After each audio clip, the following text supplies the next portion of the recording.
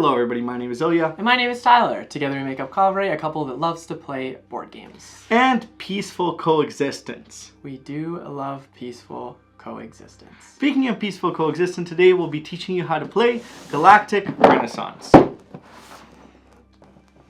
Galactic Renaissance is a 2 to 4 player game designed by Christian Martinez and published by Madigo, who helped sponsor this video. Now in Galactic Renaissance, you'll take a role of a politician from a new planet, joining together and building a new Galactic Senate, hoping to bring back the ways of the Federations where plans can peacefully coexist. You'll move your emissaries, you'll establish institutes and foundations in order to influence them of your ways, but you'll do so peacefully. Now let's head over to the table and learn how to play this game. Now just as a reminder, the game you see here today is a prototype, so the components may be different. Please refer to the Kickstarter down below to see what the final version of the game will look like, or check your rulebook if you already have the game. As always, you'll begin by setting up. You'll first shuffle the planet tiles and the specialist cards in their respective face-down piles, and then you'll place the planet tokens next to those tiles. You'll then proceed by preparing the stability tiles. You'll separate them out by the number of stability, and potentially remove a few depending on your player count. 3 of each of stability 7 and 8 for 2 players, or 3 of the stability 8 for 3 players. You'll then place the foundation minis within reach of all players. Finally, you'll prepare the new Galactic Senate board.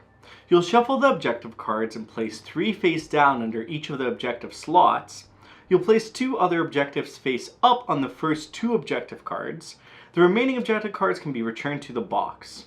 You'll place the disorder markers and the color portal tokens in their corresponding reserves and place a cosmic rabbit within the blue portals. Let's set up each player.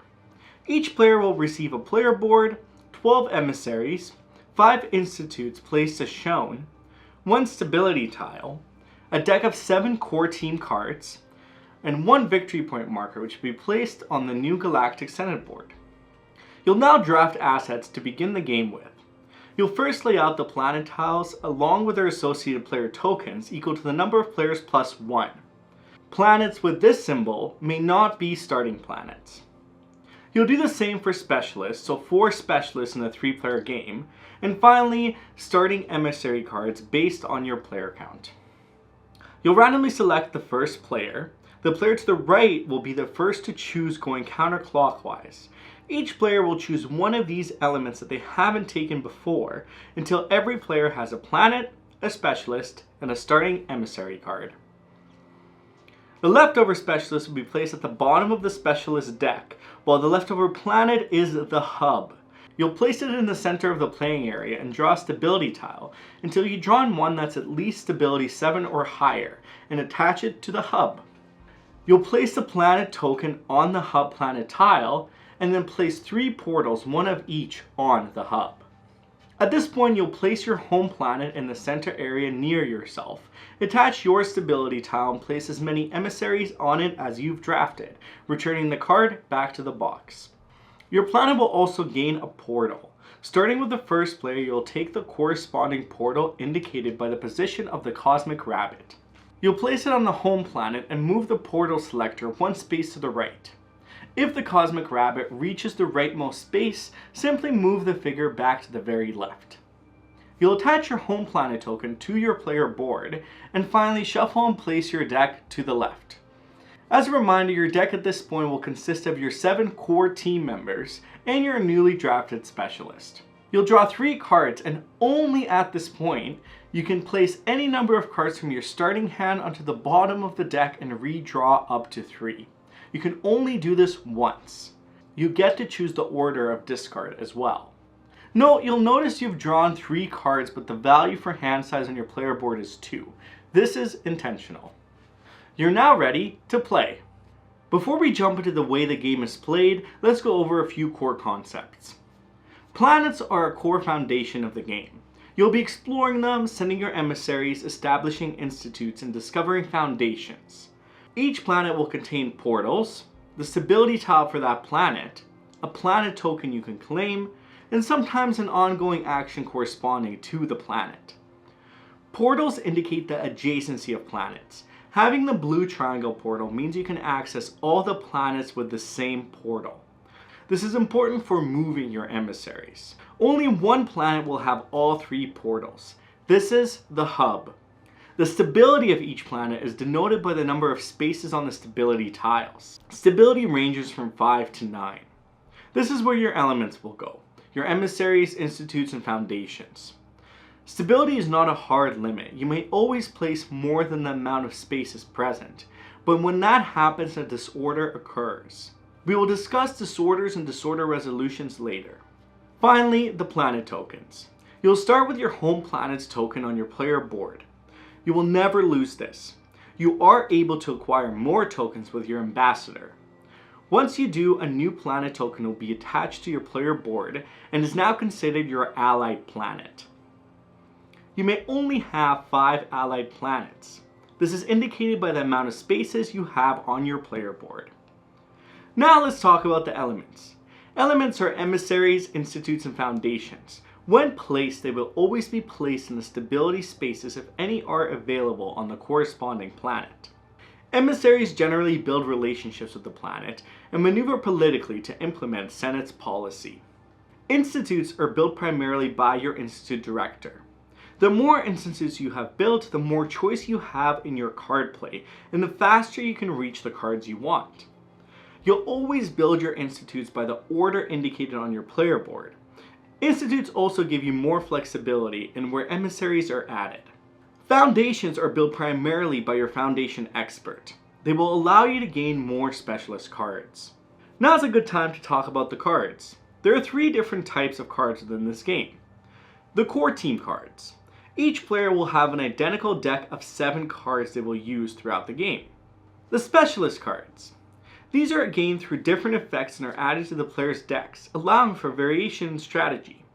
And finally, the objective cards. These are the primary way to score victory points and win the game. They indicate how many victory points will be scored when playing the Senator Core Team card. Core Team and Specialist cards will have a symbol above the text of their effect. This indicates when the cards may be played. This symbol is the Operation card symbol. These cards are played during the player's turn. Every card in this game has an Operation card symbol. This symbol is a disorder card effect. These cards may be played during the resolution of a disorder. One important rule within this game is that there are no discard piles. Your discarded cards will always go to the bottom of your deck in the order that they were played. This allows for some strategy as you will eventually be able to set the order of your entire deck. Now lastly, before we jump into the player's turns, let's talk about how you can win the game.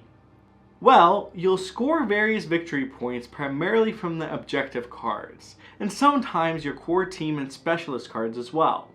In order to win, you must reach 30 points and score 10 points in the same turn. If you end your turn with more than 20 points but fewer than 30, you move your token back to 20. You essentially fall back down. This makes keeping track of a high scoring turn a lot easier. Now let's jump into your turns. On your turn, you'll complete 4 steps. Play an operation card or cards, resolve disorders if any, discard played cards and an additional card from your hand if you wish, and draw back up to your hand size.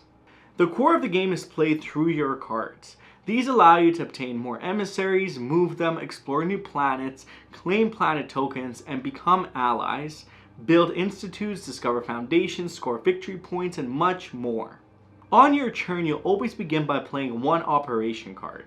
If the card bears 2 separate effects, you'll choose which one you want to play.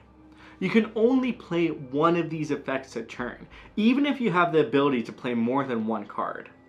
If the card shows a play again symbol in the lower edge of the resolve text box, then after you completely resolve the card, you may play another operation card, and so on until your card you play does not contain that play again symbol, or until you decide to stop playing operation cards.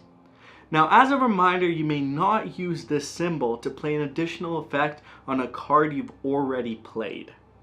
Now also, during the step, you may at any point discard one of your specialists to draw a card. This is essentially a free action and does not affect your 1 operation card played. Let's go over exploring a planet as an example. You'll play an explorer and choose the action on the left. You'll choose the planet from where you are exploring from. You have to have at least one emissary on this planet. You'll then choose one of the portal colors present on this planet and announce your choice to everybody else. You'll draw a stability tile, a planet tile, and find the matching planet token, placing them in the play area. You'll place a portal token you previously mentioned and add a second portal based on where the cosmic rabbit is.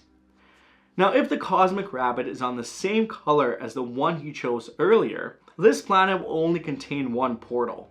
Now, once a second portal is added or not, the cosmic rabbit is then moved to the right, or to the first position if it was already in the rightmost position. Finally, you'll move one of your emissaries from the initial planet you moved from to the newly discovered planet. As this card has a play again action, you may now play another operation card. You'll keep playing until the card you play does not contain the play again symbol, or until you decide to stop playing operation cards. The second step of your turn will be to check for disorders. If none are present, you'll move to step 3. However, if there is one or more planets that contain more elements than allowed by their stability threshold, a disorder is triggered on each of these planets. Now, it is possible that the stability threshold is exceeded momentarily while playing operation cards, and then return to or below the threshold throughout the initial phase. Disorders are only resolved during the disorder resolution phase. Now first, if multiple disorders are triggered, the active player will choose the order in which to resolve them. To help resolve multiple disorders and to easily track cascading effects and forbidden movements, please use the disorder markers. This side is for pending disorder, while this side is for resolved disorder. Well, we've talked about resolving disorders a few times now. How do you resolve them? A full round of disorder resolution must be observed, maybe more. Beginning with the active player and going clockwise to each player present on the planet in disorder, you'll choose and resolve one of these 4 options. 1. Remove one of your emissaries from the planet and place them back into your reserve. 2. Move 2 of your emissaries from the planet through a portal to one or more allied planets. You may not move emissaries to planets in which a disorder has already been resolved this turn. The third option is to remove one of your institutes. Or, as the fourth option, you may play a disorder card from your hand. There are various actions that can occur when playing specialists with a disorder action, and the specialist you played will go to the bottom of your deck, post-activating the disorder action. Now, after each player present has had a turn, if there are still more elements on a planet than the stability threshold allows, a new disorder resolution round must be observed, and so on until the stability threshold is no longer exceeded after a full round. After the disorder is complete, you'll shift any elements on the planet into the stability spaces and continue resolving other disorders. Once all the disorders have been resolved, you'll return the disorder markers and proceed to step 3 of your turn, discarding played cards.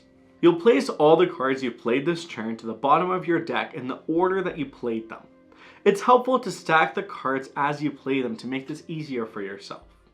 You also now have the option to discard one card from your hand. This card is not shown to the other players. The last step is to complete your hand. You'll draw back up to the hand size as indicated by the home planet board. If you have more cards than the listed value, you don't draw the cards, but you do get to keep the cards in your hand. And that's your turn. You'll keep playing, peacefully influencing, causing disorders, and scoring victory points. Your recruiter and various specialist cards will give you the opportunity to score points. However, the primary way to score points is to use your senator. Your senator will allow you to score each face-up objective card. Now you'll notice some objectives are face down at the start of the game. During the game, the Senate will evolve its policy and progressively change the face-up objectives. On the new Galactic Senate board, the first time a victory point marker reaches or exceeds the 5, 10, or 15 spaces, the objectives are adjusted as follows. When 5 is reached, you'll flip the third objective card. When 10 is reached, you'll flip the first stack of 2 objective cards, revealing the hidden one while hiding the revealed one. When 15 is reached, you'll do the same for the second stack. Now you'll keep playing until the win condition is met, when you reach or exceed 30 victory points and score 10 victory points in a single turn. The game ends and you win. Now, if you end your turn with more than 20 victory points but fewer than 30, you'll move your victory point marker back to 20.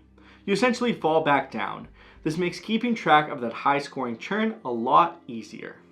And that's Galactic Renaissance. Will your peaceful endeavors make you the Senate leader for the new galactic generations to come? Well, thank you so much for watching our video. If you have any questions, feel free to leave them in the comments down below. And if you liked what you saw here, please give it that thumbs up, hit that subscribe button if you're new here, because we make weekly board game content. And check out the Kickstarter if you haven't already to learn more about Galactic Renaissance. And if you want to know what we thought about the game, click right here. We'll see you over there. Bye!